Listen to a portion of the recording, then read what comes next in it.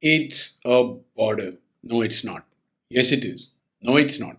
You cannot cross it. Yes, you can. You can't carry goods across. Yes, you can.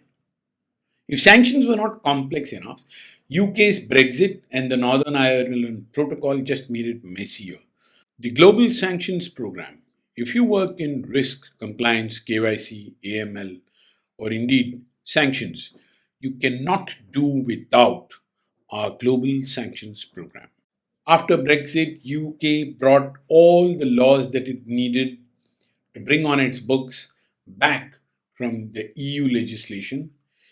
They did do the SAMLA, which brings UK sanctions and money laundering law. All of that. There is this little border which they can do little about. The geographical mass known as Ireland has a little northern part called Northern Ireland, which is part of UK, and the southern part is a separate country called the Republic of Ireland, which is part of the European Union.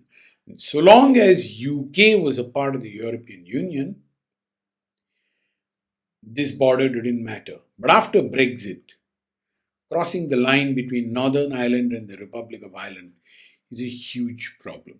Okay, so it's a complex arrangement by which there is a border, but it's not a border for the two parts of Ireland. But when it comes to defense, equipment, dual use stuff, be cautious what goes through that border. How good is your geography? Are you working in sanctions?